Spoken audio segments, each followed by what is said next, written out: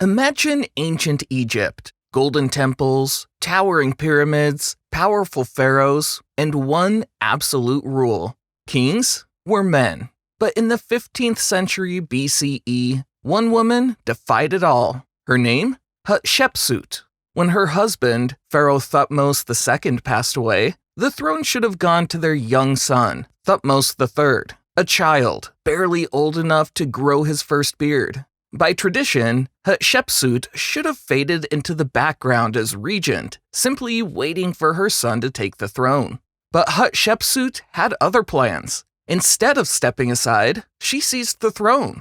She put on the royal headdress, strapped on the false beard of kingship, and declared herself Pharaoh. Not queen, not consort, Pharaoh, equal to any man who came before her.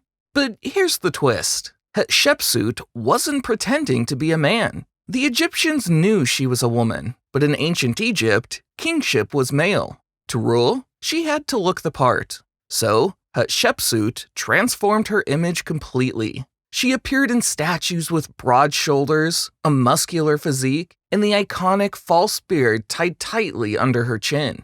She didn't just look powerful, she embodied male authority. In her inscriptions, she referred to herself as His Majesty and Son of Ra. She erased all traces of feminine grammar. This wasn't a disguise, it was a transformation. Because in Egypt, power wasn't just claimed, it was performed. And Hatshepsut performed her role as pharaoh better than most men had.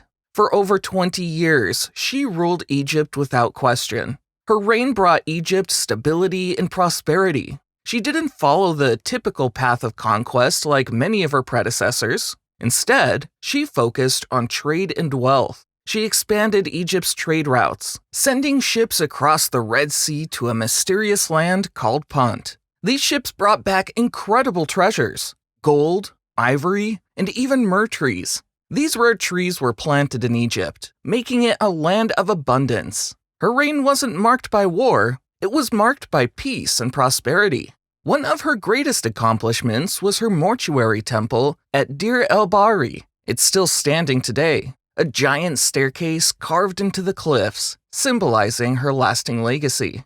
But after her death, something strange happened. Her name was erased. Her statues were smashed. The very monument she built to immortalize herself, destroyed. Who did this? Historians point to Thutmose III, the boy she had once ruled for. As he grew into a warrior king, did he feel threatened by her legacy? Was it revenge for her taking the throne from him? Or was it politics? To secure his rule, Thutmose III might have decided to erase her from history. For centuries, Hatshepsut's name vanished from Egypt's records. But there's more to the story. Not only did her name fade from history, but the very memory of her reign was buried. The priests who served her successor, Thutmose III, might have deliberately destroyed her images, hoping to erase the memory of a female ruler from the history of Egypt. Some historians speculate that this act was more than just political. It was about gender. In a world where power was strictly male, a woman holding the highest office was seen as a direct threat to Egypt's social and political order. But here's the irony. Hatshepsut's attempt to rule as a man actually proved how extraordinary she was as a woman. She broke every rule of Egyptian kingship and held power longer than many male pharaohs. And yet, she faced erasure. Her name nearly wiped from history by those who feared the power of a female pharaoh. Today we see her as one of Egypt's greatest rulers. Her temples still stand, a reminder of her greatness. Her legacy lives on in the stories we tell. But her story reveals how fragile recognition can be. You can build monumental temples, carve your name into stone, and rule a nation in glory. But all it takes is a few generations and a chisel, and history forgets. So why did Hatshepsut rule as a man?